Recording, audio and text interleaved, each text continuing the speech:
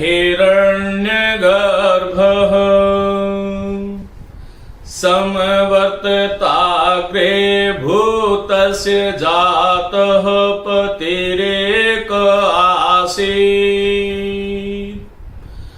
सदाधार पृथिवीं द्यामुतिमां कस्मै देवाय हविषा विधेम कस्मै देवाय हविषा विधेम।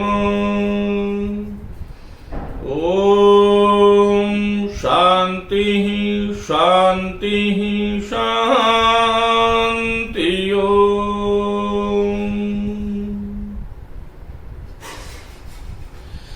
नमस्ते मित्रों, आप सभी का हार्दिक स्वागत। आज हम एक बहुत ही महत्वपूर्ण प्रकरण, महाविद्यालयी छात्र जो बीए द्वितीय वर्ष में अध्ययनरत हैं और जिनके पास संस्कृत विषय है, ऐसे सभी विद्यार्थियों के लिए प्रत्येक प्रकरण 10 नंबर का आता है। साथ ही जो शिक्षक भर्ती परीक्षाओं की जो तैयारी कर रहे हैं, ऐसे सभी बंधु भगिनी जो हैं, उनके लिए भी बहुत ही महत्वपूर्ण कक्षा है ये। उम्मीद करता हूं कि आप लोगों को बहुत इससे फायदा होगा। और ये भी कहना चाहता हूं कि जो वास्तव में गंभीर विद्यार्थी नहीं है, वो इस व्याख्यान को नहीं देखें। देखिए, दो तरह से शिक्षण होता है। एक तो वह शिक्षण है जिसमें केवल विद्यार्थी को पढ़ना होता है, 4 चीजें सीखनी होती है, और एक वह होता है जो सफल होने के लिए लड़ता है, वह कर्मवीर, जो रात दिन अहर्निश स्वाध्याय करता है और छोटी से छोटी चीज को भी सीखना चाहता है। ये कक्षाएं ऐसे ही विद्यार्थियों के लिए हैं। तो आप सभी लोग इस बात का ध्यान रखें। मैं आपको वह बातें बताने वाला हूं जो परीक्षाओं में पूछी जाती है। मित्रों, चाहे वो रीट हो, चाहे सेकंड ग्रेड हो, चाहे फर्स्ट ग्रेड हो, चाहे कोई महाविद्यालय छात्र या कोई संस्कृत का प्रेमी, सबके लिए समान रूप से उपयोगी है ये कक्षाएं। मैं इनमें इतना ध्यान रखता हूं कि सूत्रात्मक शैली नहीं लेता, ताकि सभी विद्यार्थी इससे जुड़ सकें। आइए हम बात करते हैं। देखिए, मैंने आपको इससे पूर्व की जो कक्षा थी उसमें मैंने आपको ये बताया था कि एक तो क्ता प्रत्यय है, एक तवतु प्रत्यय है, एक जो है त्वा प्रत्यय है, और एक प्रत्यय जो है वो कितिन है। मित्रों, इसमें त और तवतु, ये जो 2 प्रत्यय हैं, ये भूतकाल के बोधक प्रत्यय हैं, और ये त और तवतु दोनों ही निष्ठा संज्ञा वाले प्रत्यय हैं। इनकी निष्ठा संज्ञा होती है। यदि आपसे यह कोई पूछ ले कि त और तवतु की कौन सी संज्ञा होती है, तो निष्ठा संज्ञा होती है। और ये हमेशा ही दोनों ही प्रत्यय भूतकाल का अर्थ में प्रयुक्त होते हैं। हुआ था, गया था, आया था, बैठा था, सोया था। और त्वा जो प्रत्यय है वह धातु के साथ जुड़ता है, तो उसका अर्थ हो जाता है कर या करके। और कितिन प्रत्यय जो है, ये जो है भाववाचक प्रत्यय है, लेकिन इससे स्त्रीवाचक शब्दों का निर्माण होता है। मेरी बात आप लोग समझ रहे होंगे। क्ता और तवतु दोनों की निष्ठा संज्ञा होती है। ये भूतकाल का बोध कराते हैं, भूतकाल का अर्थ प्रकट करते हैं। कैसे करते हैं, इसके बारे में हम अभी बात करेंगे। जो त्वा प्रत्यय है वह कर या कर के अर्थ में प्रयुक्त होता है। कितिन प्रत्यय से बने सभी शब्द स्त्रीवाचक होते हैं, स्त्रीलिंग में प्रयुक्त होते हैं। ये हमें ध्यान रखना चाहिए। मित्रों, आप ये भी ध्यान रखें कि जो त प्रत्यय है, इस त प्रत्यय में जो है वो तह शेष रहता है। इसमें देखिए क चला जाएगा, इसमें क और उ दोनों चला जाएगा, त्वा में क चला जाएगा, कितिन में जो है वो क चला जाएगा और न चला जाएगा। इसका मतलब कता प्रत्यय का त शेष रहता है। अब ऐसा क्यों होता है? देखिए, इनको हम अनुबंध कह सकते हैं। संस्कृत की पूरी व्याकरण जो है वो संज्ञाओं का खेल है। कौन से प्रत्यय में वृद्धि होगी, कौन से में गुण होगा, कौन से ऐसे प्रत्यय होंगे जिसमें गुण भी नहीं होगा, वृद्धि भी नहीं होगी। ये गुण और वृद्धि क्या होती है अभी बात करेंगे। तो उसके लिए महर्षि पाणिनि ने इस प्रकार के संवर्ग बनाए। तो जब अपने पहली बार जब ये पैदा हुआ था, उत्पन्न हुआ था, तब ये वास्तव में क्ता प्रत्यय था। इसमें क का लोप हो गया। अब वो कौन सा सूत्र है? लश्वत तदिते। और इसी प्रकार बाकी इसमें भी क। अब इन चारों प्रत्ययों में समान नियम लगते हैं। आप ठीक सुन रहे हैं, चारों ही प्रत्ययों में यदि आपने एक प्रत्यय को सीख लिया तो इन चारों प्रत्ययों को आप सीख सकते हो। यह आपको ध्यान रखना चाहिए। पूर्व की कक्षा में मैंने आपको यह बात बताई थी। अब देखो, पुल्लिंग में तह बनेगा, स्त्रीलिंग में कता प्रत्यय से ता बनेगा और नपुंसक में तम बनेगा। कैसे? जैसे मैं एक सिंपल सी धातु लेता हूं, गम धातु से पुल्लिंग में गतः शब्द बनेगा, स्त्रीलिंग में गता बनेगा और नपुंसक जो है उसमें गतम बनेगा।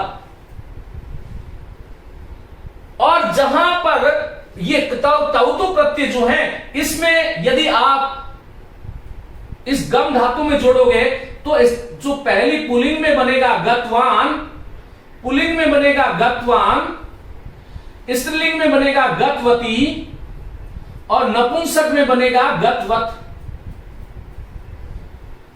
ये ध्यान रखो। अब यहां पर यह समझना चाहिए कि क्ता और तवतु इन दोनों ही प्रत्ययों से इस प्रकार से ता ता तम। अब त की जगह मैंने वान कर दिया। देखो, गत का तो गत ही रहा और आगे वान जोड़ दिया, गत का गत ही रहा, वती जोड़ दिया, गत के आगे वत जोड़ दिया। तात्पर्य यह है कि क्ता और तवतु, जिसको आप कत और कत्वतु बोलते हो, उन प्रत्ययों से बने हुए जो धातु हैं उनके रूप तीनों लिंगों में चलते हैं। और तीनों लिंगों में चलते हैं का मतलब क्या हुआ? जो गता है वो अकारांत है तो गता का रूप राम की भांति चलेगा, गता का रूप स्त्रीलिंग आकारांत लता की भांति चलेगा और गतम का रूप जो है वो फल की भांति चलेगा।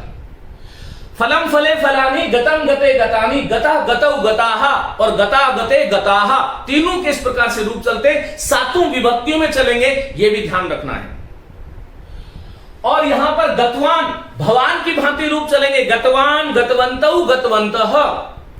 एक बार यदि आपने प्रत्ययों को ढंग से सीख लिया तो यह ध्यान रखो, संस्कृत भाषा आप लोगों के लिए बहुत ज्यादा सरल हो जाएगी।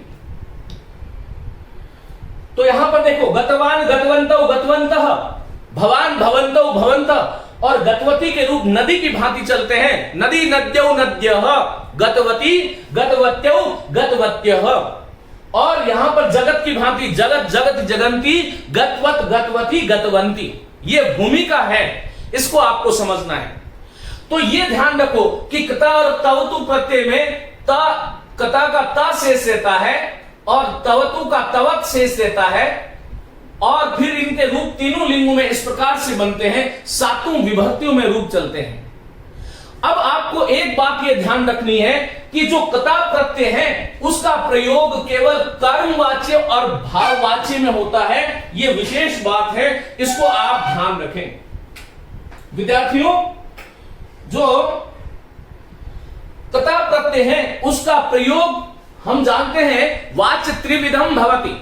तीन प्रकार के वाच्य है, कर्तृवाच्य, कर्मवाच्य, भाववाच्य।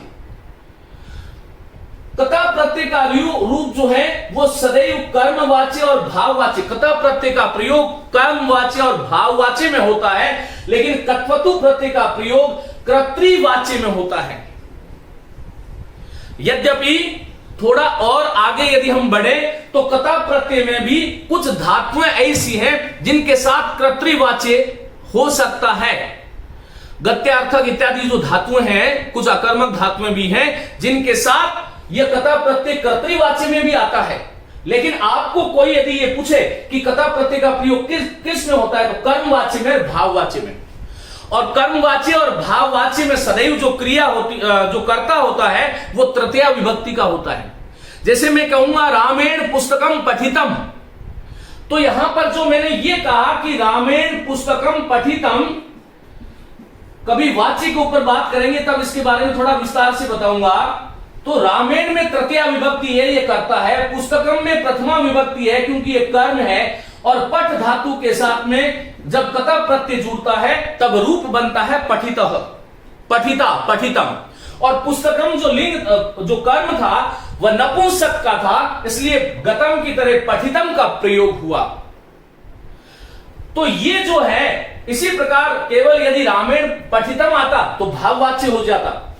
तो कथा प्रत्यय का प्रयोग केवल कर्मवाच्य में और भाववाच्य में होता है, यह ध्यान रखना है। जबकि तवतु प्रत्यय, जिसको आप कत्वतु कह रहे हैं, उसका रूप उसका प्रयोग कर्तृवाच्य में होता है। कैसे?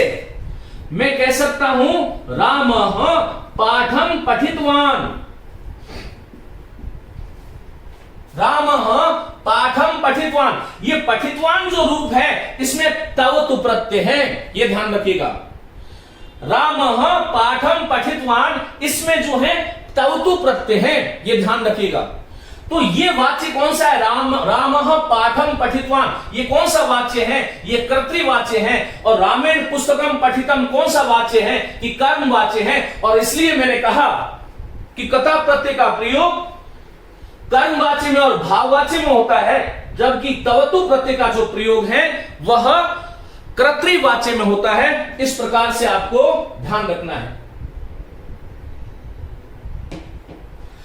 मित्रों, आगे थोड़ी बात करता हूं, इसको मैं मिटा रहा हूं, इसका आप एक बार स्क्रीनशॉट ले लें। चलिए, अब देखो, मैंने आपको यह कहा कि क्ता, तवतु, त्वा और तिन, इन चारों ही प्रत्ययों में समान नियम है, समान कानून है, समान सिद्धांत है। तत्वा प्रत्यय जो है उसका त्वा शेष रहता है, इसका त्वा शेष रहता है। इसका अर्थ होता है कर या करके, और इससे बनने वाले जो शब्द हैं, महत्वपूर्ण करो, ये अव्यय शब्द होते हैं, ये ध्यान रखो। तितिर प्रत्यय का जो शेष रहता है वो रहता है ती, और इससे बनने वाले शब्द केवल स्त्रीलिंग में चलते हैं, यह ध्यान रखना चाहिए। इसका मतलब क्या हुआ कि कता और तवतु तीनों लिंगों में चलेगा। त्वा जो है वह अव्यय है, त्वा जुड़ने के बाद में, किसी भी धातु में त्वा जुड़ने के बाद में वह लिंग निरपेक्ष हो जाती है, लिंग के अनुसार उसमें रूप नहीं चलते, इसलिए वो अव्यय हो जाता है। और तितिर प्रत्यय का ती शेष रहता है, केवल स्त्रीवाचक बनता है। देखो, गम धातु लेते हैं हम, एक धातु ले ली हमने गम। अब इस गम धातु में मैं कता जोड़ा, अभी बताया था, तो क्या बना? बोलो गतः। अब यदि मुझे इसी गम धातु में कत्वा प्रत्यय जोड़ना है, तो गम में ग का ग रहेगा और त जो था उसका त्वा कर देंगे, क्योंकि कत्वा प्रत्यय का त्वा शेष रहता है। और इसी में यदि मैं आपको कहूं कि कितिन प्रत्यय जोड़ो, तो क्या शब्द बनेगा? गति ही। इसका मतलब गतः में कत प्रत्यय है, गत्वा में कत्वा प्रत्यय है, और गति जो है उसमें कितिन प्रत्यय है। तीनों शब्दों में एक ही ग ग ग नियम लगा। इसी प्रकार सर्वत्र समझना चाहिए। यदि आपने एक प्रत्यय को समझ लिया तो सारे के सारे प्रत्यय आपके समझ में आ जाएंगे, ये ध्यान रखें, ये विशेष बात है। मित्रों, गता का अर्थ है चला गया, गत्वा का अर्थ है जाकर। जैसे अहम गृहम गत्वा भोजनम करोमि, मैं घर जाकर भोजन करूंगा। और गति शब्द स्त्रीलिंग में है, तस्य गति एतादृशी आसीत, उसकी गति इतनी थी, ऐसी थी। और यदि मैं तवतु प्रत्यय जोड़ दूंगा तो ये पुल्लिंग में बन जाएगा गतवान। देखो, गतवान, गत्वा, गतः और गति, इन चारों ही धातु एक ही थी, इन चारों का अर्थ अलग अलग है। गतवान में तवतु प्रत्यय है, इसका प्रयोग केवल कर्तृवाच्य में होगा। तो ये एक विशेष बातें थी जिसके बारे में मैंने आपसे बात करी। अब मैं इसको मिटा रहा हूं, जो अभी लिखा है इसका आप स्क्रीनशॉट ले लें तुरंत। चलिए, अब विद्यार्थियों महत्वपूर्ण बातों पर आते हैं। होता क्या है, जब आप लोग परीक्षा में जाते हो, अब मैंने आपको यह कह दिया कि कता प्रत्यय का क्या शेष रहता है? बोलो कि ता शेष रहता है पुल्लिंग में, ता हो जाता है स्त्रीलिंग में, और तम हो जाता है नपुंसक में। अकारांत, आकारांत और फल की भांति इसके रूप चलते हैं। कता प्रत्यय का प्रयोग कर्मवाच्य और भाववाच्य में होता है। कता और तवतु, इन दोनों प्रत्ययों को निष्ठा संज्ञक प्रत्यय कहते हैं अपन। इन चीजों के बारे में हमने बात कर ली। अब देखो क्या है, हुआ क्या कि ये आप लोगों ने ये देखा कि जहां पर तम आएगा वहीं पर जो है हम कथा करेंगे। अब एग्जामिनर ने आपसे ये पूछ लिया, देखो एक धातु है प्रच, और प्रच का अर्थ होता है पूछना। अब प्रच धातु के साथ में जब मैं कता प्रत्यय जोड़ूंगा तब ये रूप बनता है पृष्ठः। परीक्षक आपसे यह पूछेगा कि पृष्ठः में कौन सा प्रत्यय है, और आप तो ये देखोगे कि भाई ये तो कता प्रत्यय था और कता प्रत्यय में तो त शेष देता है और यहां तो अंत में ट आ रहा है। लेकिन ये ध्यान रखिएगा कि यहां पर त भी आ सकता है और ट भी आ सकता है। इसका मतलब क्या हुआ, किसी शब्द के अंत में त ता तम देखो या फिर ट ता और टम देखो, पृष्ठ पृष्ठा पृष्ठम तीनों लिंगों में रूप चलेंगे। अब आगे थोड़ा चलते हैं। जैसे लब धातु है, लब धातु है या पहले उससे पहले जो है हम और कुछ लेते हैं ट ठ ट। जैसे एक वह धातु है, वह वहन करने के अर्थ में धातु है, वह संस्कृत में धातु है। वह धातु के साथ जब कता प्रत्यय जोड़ते हैं तब संप्रसारण होकर के ऊढ़ा शब्द बनता है, ऊढ़ा ऊढ़ा ऊढ़म। अब आप लोगों को क्या समझ में आया कि भाई कता प्रत्यय का तो त शेष रहा था, इसमें तो परीक्षा तो आपसे पूछेगा ऊढ़ा शब्द शब्दः कः प्रत्यय, ऊढ़ शब्द में कौन सा प्रत्यय है। अब आपकी गाड़ी तो यहां पर रुक गई, आपको तो ये लगा कि जिसके अंत में तह ता तम देखेंगे वहीं पर हम कता प्रत्यय करेंगे, यहीं पर आप लोगों ने मात खा ली, जबकि वहां पर ऊढ़ा ऊढ़ा ऊढ़म। इस प्रकार यह ध्यान रखो, किसी शब्द के अंत में यदि ढा और ढम दिखाई देता है और धातु हो तो वहां पर जो प्रत्यय होगा वह कता करोगे। देखो मैं आपको पठित लिखित कथित हसित कृत मृत दत्त ये पढ़ा करके खुश कर सकता हूं और आप लोग तालियां भी बजाओगे, क्योंकि मैं देखता हूं कि YouTube पर आपको स्मार्ट बोर्ड चाहिए। ये पसीना पूछने वाला व्यक्ति से पढ़ने की आदत आपकी नहीं रही है। लेकिन वह जो, मैं कहीं आलोचना नहीं कर रहा किसी की, बहुत अच्छा भी पढ़ाते हैं, लेकिन मैं ये देख रहा हूं कि विद्यार्थियों को खुश करने के लिए, तालियां बजवाने के लिए वह 4 शब्द बताते हैं, चले जाते हैं। परीक्षा में वहां से प्रश्न नहीं आते। यहां से आए, आपसे वो पूछेगा ऊढ़ा शब्द में कौन सा प्रत्यय है, तो आपको तो ये तो पता था कि ता आना चाहिए, जबकि ऊढ़ा शब्द में कता प्रत्यय है। धातु कौन सी है कि वह धातु है। आपसे यह भी पूछा जा सकता है कि ऊढ़ा शब्द में कौन सी धातु है, तो वह धातु है। अब मित्रों इसी प्रकार से जैसे मैंने कहा एक शब्द है, देखिए एक धातु है रुज, रुज रोग अर्थ में धातु है। अब रुज धातु के साथ जब आप कता प्रत्यय जोड़ते हो तब यह शब्द बनता है रुग्णः। अब लो, अब यहां पर रुग्णः में प्रत्यय पूछेगा तो यहां पर प्रत्यय जो है वो कता, इसको थोड़ा बड़ा लिख देता हूं आपको दिखाई देगा। कता प्रत्यय की पहचान कैसे करें ये बात बता रहे। तो रुग्ण शब्द जो है, रुज धातु में कता प्रत्यय जुड़ा तो शब्द बना रुग्ण। अब ये रुग्ण में प्रत्यय पूछेगा तो कता प्रत्यय है, तो ये आपको पता होना चाहिए कि जिस शब्द के अंत में ण आ जाए, ण आ जाए, णम आ जाए, यदि पुल्लिंग है तो रुग्ण, स्त्रीलिंग होगा तो रुग्ण और नपुंसक होगा तो रुग्णम। मम मित्रम रुग्णम अस्ति, और सीता रुग्णा अस्ति, रामः रुग्णः अस्ति। तो मेरा कहने का मतलब यह है कि आपने यदि केवल तह ता तम देखा तो आपकी तह ता तम हो जाएगी, इसलिए ध्यान से पढ़ो। इसलिए मैंने आरंभ में कहा था कि ये जो मेरी कक्षाएं जो हैं ये केवल फॉर्मेलिटी के लिए नहीं है, बिल्कुल निःशुल्क उपलब्ध हैं। और मैं ये घोषणा कर चुका हूं सदैव के लिए कि मैं यहां पर आपसे कोई शुल्क नहीं लूंगा। केवल शुल्क मेरा ये होगा कि ये भारत का जो विद्यार्थी वर्ग है वह पढ़ करके अपने जीवन में अपने इच्छित लक्ष्य को प्राप्त कर ले, यही मेरी बहुत बड़ी साधना होगी। अब मित्रों देखो, ता का बता दिया, ट था। अब मैंने एक जैसे शब्द दिया, जैसे एक धातु है, बंद धातु है। अब बंद धातु के साथ में जब कता प्रत्यय जोड़ोगे तब रूप बनता है बद्ध। तो इसका मतलब क्या हुआ कि जिसके अंत में ध आ जाए, जिसके अंत में पुल्लिंग में बद्ध, स्त्रीलिंग में बद्धा, नपुंसक में बद्धम, और जिसमें इसका मतलब धा धा धम आ जाए, जैसे लब धातु है। अब लब धातु के साथ जब कता प्रत्यय जोड़ोगे तब ये शब्द क्या बनेगा, लब्ध। पुल्लिंग में क्या बनेगा, लब्ध, स्त्रीलिंग में लब्धा, नपुंसक में लब्धम। तो कता प्रत्यय में ता ता तम, टा टा टम, ढा ढा ढम, णा णा णम, धा धा धम। और इसके साथ में और एक नई बात बताता हूं, ये ध्यान रखो कि क्या होगा। देखो, एक धातु है भिद। अब भिद धातु फाड़ने अर्थ में है, और भिद धातु के साथ जब कता प्रत्यय जोड़ते हो तब ये शब्द बनता है भिन्न।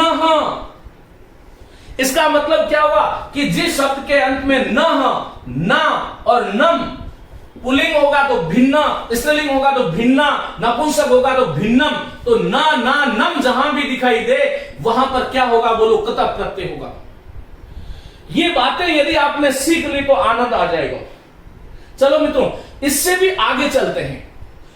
देखो, एक धातु है पच, और पच धातु के साथ में जब कता प्रत्यय जोड़ते हैं तब ये रूप बनता है पक वह, पचो वह। एक सूत्र है पचो वह। पच धातु में कता निष्ठा का कता जोड़ने से वह हो जाता है। ये जो त था इसका वह हो गया। इसका मतलब क्या हुआ, किसी के अंत में व वा वम देखो, पुल्लिंग में पक्वा, स्त्रीलिंग में पक्वा और नपुंसक में पक्वम। आगे चलता हूं, यहां तक भी नहीं रुका, आगे एक धातु है शुष, और शुष धातु के साथ में जब शुष सूखने अर्थ में है, सूखने अर्थ में शुष धातु है, शुष के साथ में कता प्रत्यय जोड़ेंगे तो शब्द क्या बनेगा, बोलो, शुष्कः। तो यहां पर अब कह, का और कम, अब आपसे वो पूछेगा शुष्क में धातु कौन सी है, शुष, और प्रत्यय कौन सा है कि कता प्रत्यय। आपने तो ता तम रट लिया था ना, तो कैसे करोगे। और यही परीक्षाओं में आता है शुष्क, शुष्का, शुष्कम। इससे भी आगे एक और उदाहरण देता हूं। एक धातु है क्षय और क्षा हो जाता है उसका, और क्षा धातु के साथ में जब कता प्रत्यय जोड़ते हैं तब रूप बनता है क्षामः। तो यहां पर क्षामः, इसका मतलब कता प्रत्यय में म और मम भी आ सकता है। किसी शब्द के अंत में यदि आप इतने देखो, इतना कर लेना, किसी भी परीक्षा में चले जाना, हिंदुस्तान की किसी परीक्षा में इसके बाहर नहीं आता। आमतौर पर जो फर्स्ट ग्रेड तक की जो परीक्षाएं हैं उन सभी परीक्षाओं में यहां से प्रश्न आते हैं। आप विद्वान बनने के लिए भले मत पढ़ो, लेकिन अपने जीवन में सफल होने के लिए स्वाध्याय करना होगा, जानना पड़ेगा। अब मित्रों, ये कता प्रत्यय की जगह यदि मैं तवतु प्रत्यय कर दूं, ये वाला कर दूं, तो ये जो ता जो है इसका क्या बन जाएगा, तवान, और पुल्लिंग स्त्रीलिंग में बनेगा तवती, और नपुंसक में तवत, गतवान, गतवती, गतवत। और इसी में इसको देखो, जैसे मैंने कहा ता ता तम, टा टा टम, ढा ढा ढम, ण णा णम, धा धा धम, न ना नम, व वा वम, का कम, मा मा मम। ये आ रहा है अंत में, तो वहां पर कता प्रत्यय होगा। ये आपको समझ में आ गई बात। अब कता प्रत्यय में बने हुए रूप से ही हम कत्वतु प्रत्यय के रूप बना सकते हैं। जहां पर त था उसको तवान कर दो, ता था तवती कर दो, तम था तवत कर दो। यहां पर देखो तवान, तवती, तवत। जैसे पृष्ठवान, पृष्ठवान पुल्लिंग, पृष्ठवती स्त्रीलिंग और पृष्ठवत नपुंसक। तो तवान, तवती, तवत कौन सा प्रत्यय है, कत्वतु प्रत्यय है, ध्यान रखिएगा। पृष्ठवान, पृष्ठवती, पृष्ठवत। इसी प्रकार ऊढ़, तो क्या होगा, बोलो, ऊढ़वान पुल्लिंग, कत्वतु प्रत्यय, ऊढ़वती स्त्रीलिंग और ऊढ़वत नपुंसक, ऊढ़वत नपुंसक। तो ढवान, ढवती, ढवत, नवान। जैसे मैंने कहा कि क्री धातु है, क्री धातु में जब आप क्री, ये वाली जो धातु है उसमें जब आप कता जोड़ोगे तो किरण बना, तो किरण के आगे वान जोड़ दो तो पुल्लिंग बन जाएगा, वती जोड़ दो तो स्त्रीलिंग बन जाएगा, वत जोड़ दो तो नपुंसक बन जाएगा। तो नवान नवती नवत, धवान धवती धवत, नवान नवती नवत, भिन्नवान भिन्नवती भिन्नवत, पक्वान पक्वती पक्वत।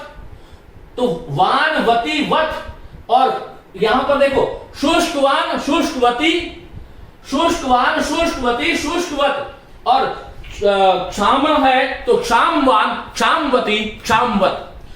तो यहां पर इस तरह से जोड़ना है सब विभाग, टवान ढवान णवान धवान नवान ववान कवान मवान। इस प्रकार से आप रूप जोड़ दो तो ये क्या बन गया, कत्वतु प्रत्यय बन गया।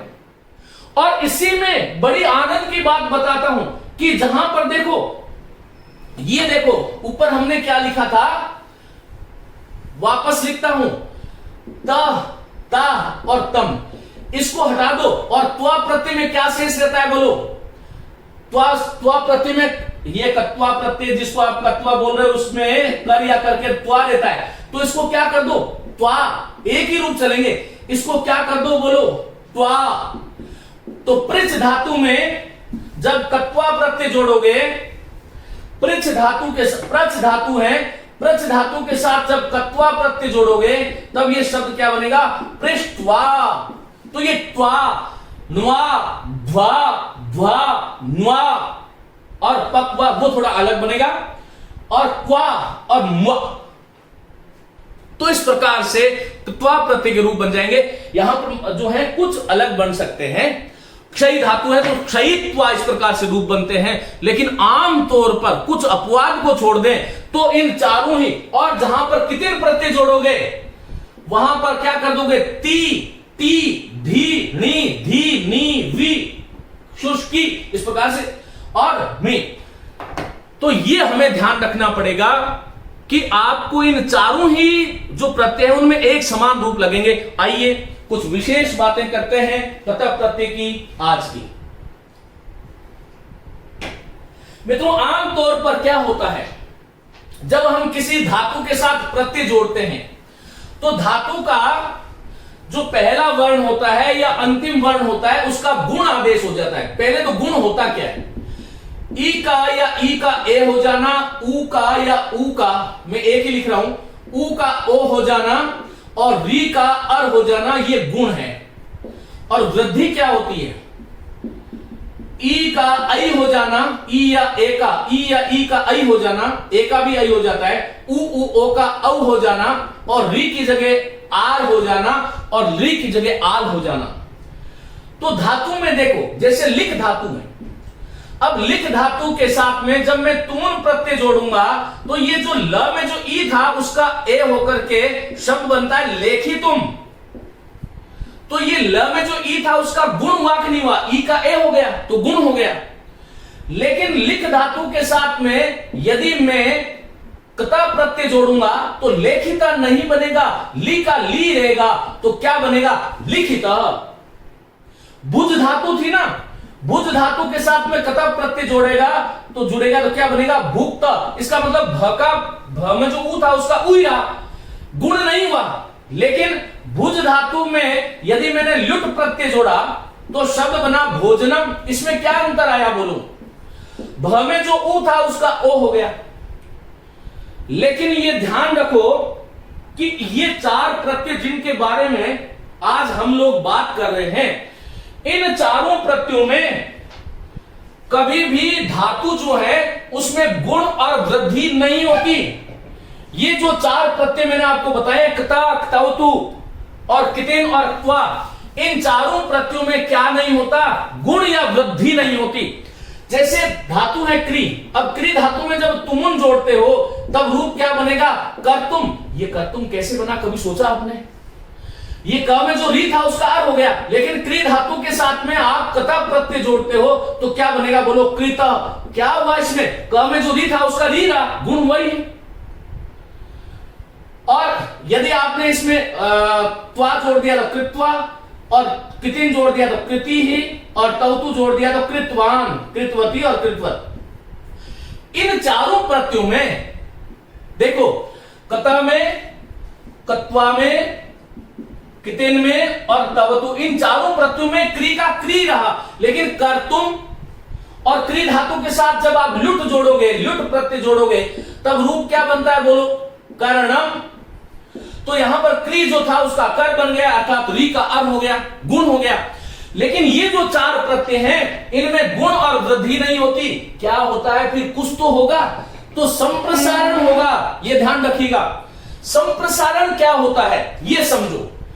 पहले बात आपने ये समझ ली कि इन चार प्रत्ययों को धातु के साथ जोड़ने से धातु में गुण और वृद्धि नहीं होती। मेरे साथ बोलो कि गुण और वृद्धि नहीं होती। गुण क्या होता है मैं बता चुका हूं, वृद्धि क्या है ये भी बता चुका हूं आगे की कक्षाओं में, और इस पे विशेष रूप से बताया जाएगा। अब यहां पर क्या होगा कि संप्रसारण होगा। मित्रों, संप्रसारण क्या होता है? यण संधि जानते हो ना, ई, उ, री और ली। ई के स्थान पर क्या होता है? यण संधि में य होता है।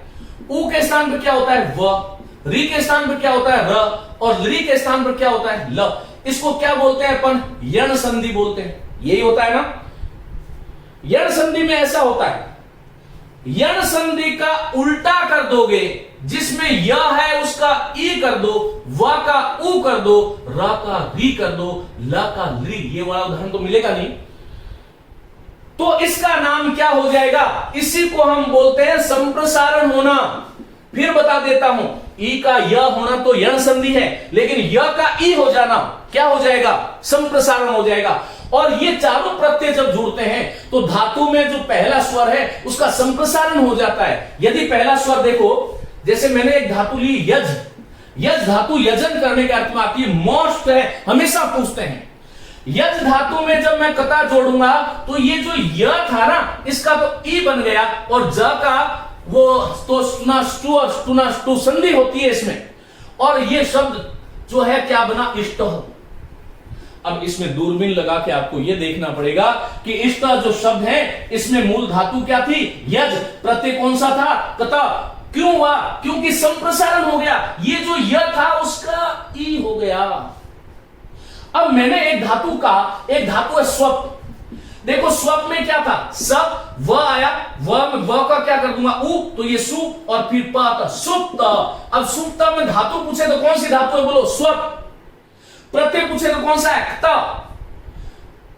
तव में सुप्तवान, कत्वा प्रत्यय में सुप्तवा, और कितिन प्रत्यय में सुप्ति, सुप्ति। तो यहां पर वा का उ हो गया। इस प्रकार से मैंने एक धातु ली ग्रह, ग्रह में र आ रहा है, ये र का क्या कर दूं? री कर दूं। र का री करना, ग में जो री है उसका ऐसे हो गया, और ये शब्द बनता है ग्रहीत। सम जोड़ोगे तो संग्रहित, अनु जोड़ोगे तो अनुग्रहित, उप जोड़ोगे तो उपग्रहित। मेरा कहने का मतलब यह है संप्रसारण होता है। क्या नहीं होता? गुण वृद्धि नहीं होती, संप्रसारण होगा। उम्मीद करता हूं कि आपको यह समझ में आया होगा कि संप्रसारण क्या होता है। मैंने कुछ उदाहरण दिए। वच धातु के साथ कता प्रत्यय जुड़ेगा तो व का उ हो जाएगा। देखो वस्तु पे तो धातु ब्रू थी, ब्रू का क्या बना? वच। वच के साथ कता जुड़ा तो व जो था उसका उ बन गया, च जो है ना उसका क बन जाएगा, चजो कुघ्नियतो सूत्र है, च का क बन जाता है, ज का क बन जाता है। तो ये इस प्रकार के नियम। तो अब आपसे पूछे कि उक्त शब्द में कौन सी धातु है, यही परीक्षा पूछता है। तो उक्त शब्द में वच धातु है कहने अर्थ में, और वच में भी द्रुवोवची, मूल धातु ब्रू थी। अब देखो यज से इष्ट, वच से उक्त, इसको मिटा रहा हूं। आगे क्या है? एक धातु है वद, वद में कता जोड़ोगे तो क्या हुआ? देखो व का क्या हुआ? उ, द का द, और ये इट धातु है। दो प्रकार की धातु है जिसमें इट का आगम होता है, वह इट धातु है, सेठ कहते हैं उसको, सेठ। और जिसमें इट का आगम नहीं होता, ई नहीं जुड़ता, वो अनिट है। उसका नियम जो है ना, वो लुट लकार में यदि ई आ रहा है तो वो जो है सेठ धातु है। भविता, ग्रहिता, तो वो जो है इस प्रकार से आपको ध्यान रखना पड़ेगा।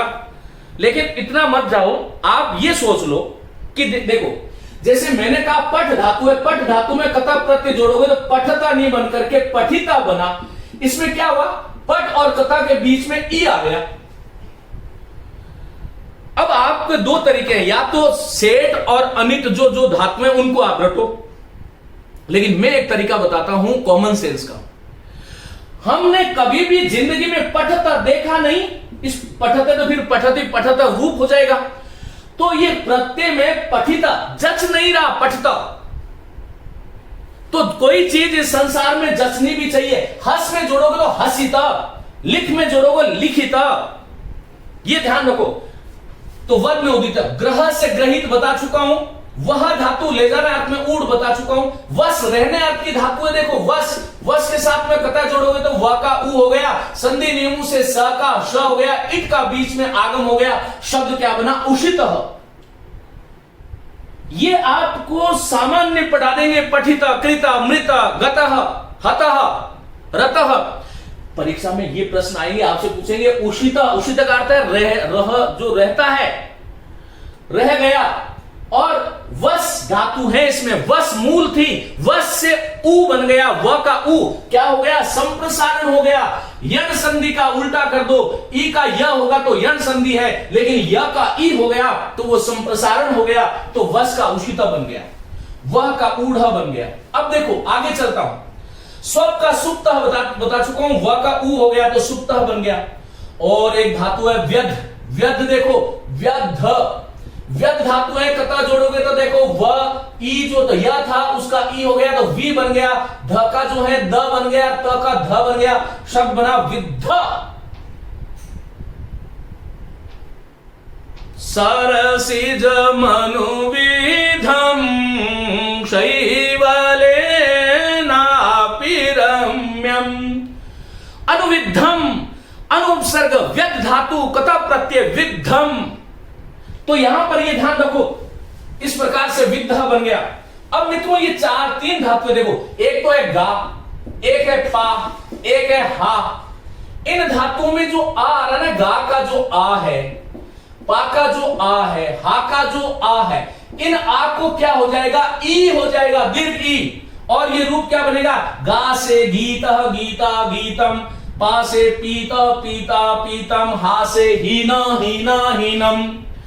तो तीन धातु याद रखो, गा पा हा, बोलो गा पा हा, गा गाना पा, गा गाना पा पीना, हाथ छोड़ना, हाथ त्यागे, हीनम। तो यहां पर देखो ये हो गया, गीतम, पीतम, हीनम। आपसे पूछे कि गा, गीतम का मूल धातु क्या, गा कैसे बना, तो मैं आपको बता चुका हूं कि गा में जो आ है ना उसका ई कर दो तो गीतम बन गया, आ का ई कर दोगे तो गीतम बन जाएगा, पा से पीतम बन जाएगा, हा से हीनम बन जाएगा। संस्कृतम अतीव सरलम अस्माकं मनसि एव भयम वर्तते यत् संस्कृतम कठिनम कठिनम कठिनम। लेकिन फिर बार बार आपको कह रहा हूं, यदि परीक्षा में पास होना है तो ये पढ़ना पड़ेगा। मैं तो आपको बहुत और भी सरल सूत्र नहीं बता रहा हूं कि भू मा पा गा सा, इस प्रकार के सूत्र नहीं बता रहा मैं। अब कुछ धातुएं हैं जिसमें म और न का लोप हो जाता है, देखो कैसे। जैसे गम धातु आ गया ना, गम है, हन है, रम है, यम है और तन धातु है। देखो म और न का लोप कर दो, तो म का लोप कर दिया तो त का गता, पुल्लिंग में गता, स्त्रीलिंग में गता, नपुंसक में गतम, गता गता गतम। हन का क्या होगा बोलो, न का लोप हो जाएगा, म न का लोप होता है, हता हता हतम। रम का रता रता रतम, फिर रूप चला लेना, रता रता रता। यम रोकने अर्थ में यता यता यतम। तन विस्तार अर्थ में है ततः तता ततम, है ना इसी। अब इसी में आप गतवान, गतवती, गतवत, गत्वा, हत्वा, रत्वा, यत्वा, तत्वा, इसी में आप कितिन जोड़ोगे तो गति, हति, रति, यति, तति। बहुत सरल है, लेकिन आपको एक नियम पकड़ना पड़ेगा और उन नियमों को यदि आपने जीवन में उतार लिया तो ये आपको कहीं समस्या नहीं आएगी। मैं इसको मिटा रहा हूं, स्क्रीनशॉट ले लें आप। तो यहां तक हो गया मित्रों। आगे देखिएगा, आगे देखो, ये जो है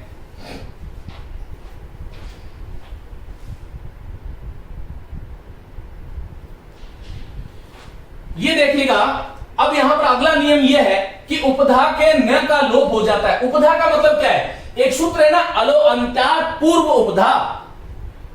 यदि आपसे कोई पूछे कि संस्कृत में उपधा किसे कहते हैं, तो अंतिम वर्ण से पहले वाला जो स्वर है ना, पहले वाला जो वर्ण है अल है। अल का मतलब देखो, संस्कृत में अच स्वर को कहते हैं, केवल स्वर को। संस्कृत में हल जो है वो केवल व्यंजन को कहते हैं। लेकिन संस्कृत में अल जो है प्रत्याहार है, इसमें स्वर भी आते हैं व्यंजन भी आते हैं, ये दोनों आ जाते हैं। ये तीन धातुएं हैं जिनमें उपधा, देखो ध अंतिम वर्ण था, अलो अंत्यात् पूर्व उपधा। ध से पहले न आया तो न का लोप कर दो, तो देखो बंद था, इसमें न का लोप हो गया, बंद बांध न कहते हैं, ये ब लिख दिया, न का लोप हो गया, ध का द हो गया, और कता वाला जो त प्रत्यय का, कता का जो त शेष रहा उसका संधि नियम उससे ध हो गया, तो शब्द बना बद्ध। अब आपसे एग्जाम में पूछे कि बद्ध में धातु कौन सी, बंध। क्यों हुआ ऐसा? ऐसा ध्यान रखो कि किसी धातु के अंतिम वर्ण से पहले यदि न आ जाएगा तो उसका लोप कर दो। इसी प्रकार ध्वंस, स से पहले ये आया न माने अनुस्वार, तो ध्वस्त, ध्वंस का ध्वस्त। स्रंस लटकना अर्थ, स्रंसता असो कालिदास ने प्रयोग किया, स्रंसता। दंश, दंश देने के अर्थ में डसना, तो दंश, दंश में अनुस्वार का लोप हो गया, न का लोप हो गया, दष्ट। तो बंध से बद्ध, ध्वंस से ध्वस्त, स्रंस से स्रस्त और दंश से दष्ट। उपधा का न जो होता है उसका लोप हो जाएगा। उपधा क्या होती है मैं आपको बता चुका हूं, अंतिम वर्ण से पहले वाला जो वर्ण है वो उपधा कहलाता है। अब तीन धातुएं देखो, जन जन्म देने के अर्थ में, सन जो है वो विप्रकृष्ट अर्थ में आती है, खन खोदने अर्थ में आती है, सन बढ़ने अर्थ में, इस प्रकार से कुछ है। तो जन का जाता बन जाएगा। अब आपसे वो देगा कि जन धातु के साथ कथा प्रत्यय जोड़ने से क्या बनेगा, तो न का लोप हो जाएगा। और यहां पर देखो जन सन खन, तीन धातुएं याद रखो, तीन ही पूछेंगे। जन सन खन, मेरे साथ बोलो, जन सन खन के न का लोप हो जाएगा और पहले आ जाएगा, न के स्थान पर आ हो जाता है, तो जन का जातः। अब जातः में उप जोड़ दो तो उपजातः, विजार दो जोड़ दो तो विजातः, पैदा हुआ जो है वो जातः। इसी प्रकार सन से साता, खन से खाता, तो ये ध्यान रखो, इस प्रकार से आपको ध्यान रखना है। चलो आगे चलता हूं, आगे क्या आया, ये तीन धातुएं द्रा, ग्लई और म्लई। देखो द्रा जो है उसका अर्थ होता है द्राण। द्रा में कथा प्रत्यय जोड़ोगे तो रूप जो बनेगा वो बनेगा द्राण। ग्लई धातु गलने अर्थ में है, ग्लान। ग्लई थी, ग्लई का ग्ला हो गया, और फिर जो देखो ग्लई धातु थी, ग्लई का क्या बना, ग्ला। ग्लई जो थी उसका ग्ला बना, और ग्ला के आगे कता जोड़ा, कता का कत चला गया, और ये जो त था इसका न बन गया और शब्द बन गया ग्लान, ग्लाना, ग्लानम। इसी प्रकार म्लान, मलान होने के अर्थ में, तो मलई धातु थी, मलई का पहले मला हुआ और फिर म्ला जो था, म्ला के साथ में कता जोड़ा, क का लोप हो गया, ये त था उसका न हो गया। पुल्लिंग में म्लानम, स्त्रीलिंग में म्लानम, नपुंसक में म्लानम। इस प्रकार से आपको ध्यान रखना है। तो तीन धातुएं और हो गई, द्रा, ग्लई, म्लई। चलो अब मित्रों ये धातुएं देखो, लुए, अब यहां पर लुए, लुनने अर्थ में, लुए धातु का, लुए धातु है, लुए धातु में कता जोड़ोगे इसका लोप हो जाएगा और इसका लोप हो जाएगा, त जो था उसका न बन गया और ये अंत तो गत्वा लूनह बन गया, लूनह। स्त्री धातु है, एक तो देखो क्री धातु है, एक क्री धातु है, एक क्री धातु है। इन तीनों से क्या होता है, देखो क्री का अर्थ होता है करना, आज सीख लेना। ये जो क्री है इसका अर्थ होता है बिखेरना, और ये जो क्री है इसका अर्थ होता है खरीदना, इसका अर्थ होता है करना। तो क्री में करने वाली के साथ जोड़ेंगे तो कृतः, कृता, कृतम। ये क्री बिखेरना अर्थ में आती है, क्री के साथ में कथा प्रत्यय जोड़ोगे तो कीर्ण। आपने शब्द सुना होगा ना विकीर्ण, तो विकीर्ण जो शब्द है उसमें वी उपसर्ग है। देखो एक तो ये तो ह्रस्व क्री है, आपको दिखाई दे रहा होगा, थोड़ा बड़ा लिख देता हूं ये क्री, लेकिन ये क्री है, ये दीर्घ री है जो संस्कृत में चलती है। तो ये कीर्ण, विकीर्ण, संकीर्ण, विस्तीर्ण। अब देखो ये क्री खरीदना अर्थ में, इसके साथ जब कथा जोड़ोगे तो ये क्या हुआ, क्रीत, क्रीता, कृतम। अब इसका अर्थ बताता हूं, कृत कर लिया गया, कीर्ण बिखेर दिया गया, कृत खरीद लिया गया, तो इसी प्रकार से कुछ धातुएं हैं। इसी प्रकार से देखो, एक धातु है स्त्री। स्त्री, ये जो री था उसका ईर आदेश हो जाता है, ईर, और ये शब्द बनता है स्तीर्ण। वी जोड़ दोगे तो विस्तीर्ण। विस्तीर्ण फैलने अर्थ में काम आती है ये विस्तीर्ण। और केवल त्रिधातु है, त्रिधातु के साथ कथा जोड़ोगे तो तीर्ण। फिर उद उपसर्ग जोड़कर उद उपसर्ग जोड़ दोगे, उद और तीर्ण को जोड़ोगे तो फिर ये शब्द बन जाएगा उत्तीर्ण। अब आपसे कोई पूछे कि उत्तीर्ण शब्द कैसे बना, तो उद धातु, उद उपसर्ग है, त्रिधातु है, कता प्रत्यय है, पुल्लिंग प्रथमा का एक वचन जो है वह उत्तीर्ण, अनुत्तीर्ण। इस प्रकार से तीर्ण पार कर लिया गया। जब आप एक कक्षा को तैर करके पार कर लेते हो दूसरी कक्षा में आते हो, उत्तीर्ण। तो ये हो गया। देखो, लू से लूना, स्त्री से स्त्रीना, क्री से कीर्णा, श्री शीर्ण, श्री, ये इस प्रकार से देखो, श्री, इस श्री में जोड़ोगे तो शीर्ण, जीर्ण, शीर्ण, जी, जीर्ण। एक धातु है जा, जा से कता जोड़ोगे तो जीना, दा से, देखो यहां तक मिटा देता हूं,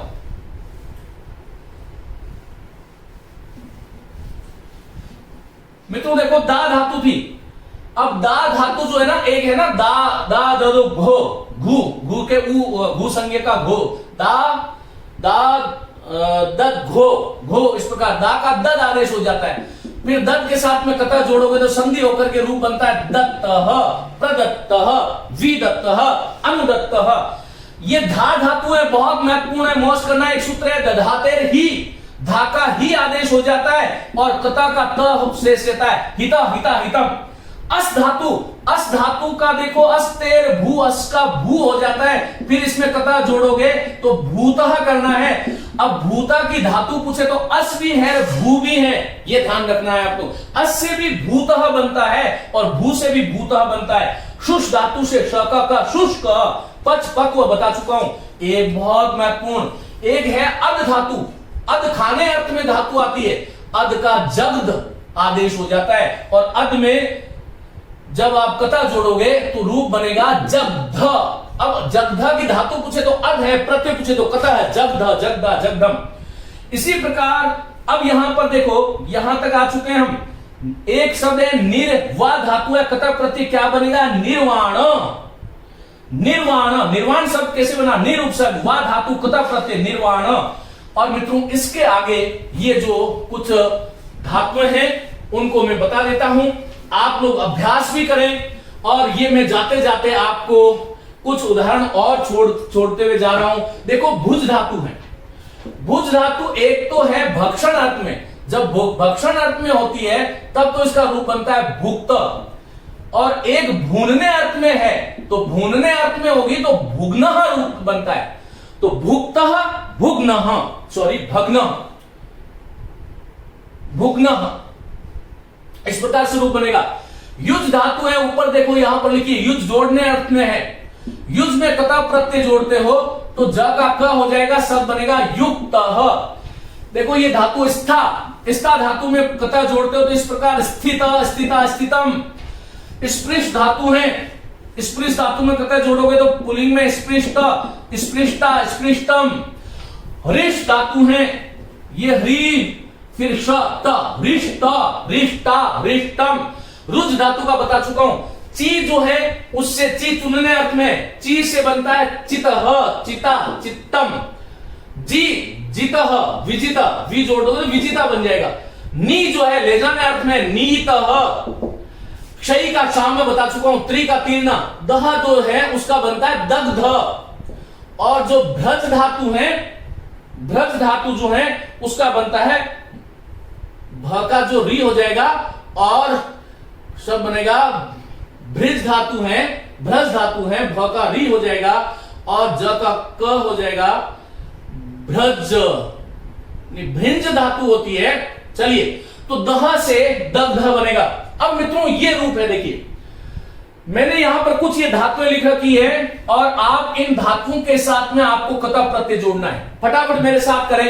अर्च धातु से कथा जुड़ेगा तो क्या बनेगा, अर्चितः। मैं आपको एक काम दे रहा हूं, आपको तीनों लिंगों में लिखना है अर्चित, अर्चिता, अर्चितम। आरब और ध शब्द बनेगा, इससे बनेगा आरब्ध पुल्लिंग, आरब्धा स्त्रीलिंग और आरब्धम नपुंसकलिंग। यहां पर ये धातु जो है उसका बनेगा आहूतः, बुलाया हुआ, आ उससे वे धातु है, इस जो है उससे बनेगा इष्ट, इष्टा, इष्टम। कथ धातु कहने अर्थ में है, कथिता, कथिता, कथितम। पठ से पठिता, पठिता, पठितम। लिख से लिखिता, लिखिता, लिखितम। हस से हसिता, हसिता, हसितम। और इसी प्रकार आपको अपने आप करना है, याचिता, कृता, मृता, धृता। गृह धातु आ गई गीर्ण, उद्गीर्ण। क्री बता चुका हूं, क्रंद धातु से बनेगा क्रंदित और निंद धातु से बनेगा निंदित। भंज धातु से बनेगा भग्न।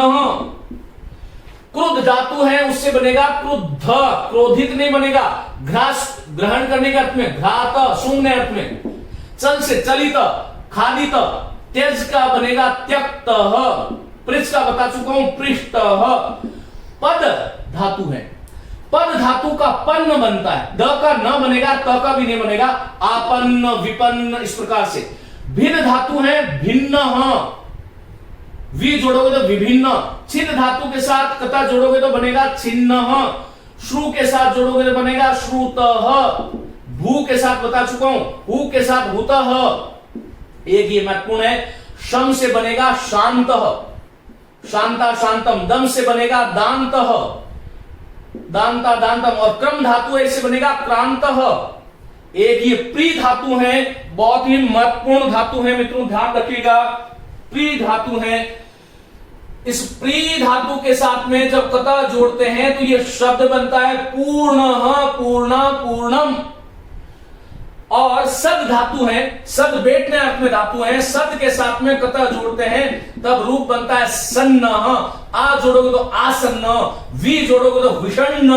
संधियों का ध्यान रखें। इस प्रकार से ये कता, तौतु और त्वा, इन और कितिन, इन चारों प्रत्ययों में समान नियम लगते हैं। मैं आगे की कक्षा में आपको एक प्रैक्टिस कराऊंगा कि किस प्रकार से आपको इन शब्दों को और समझना चाहिए और जोड़ना चाहिए।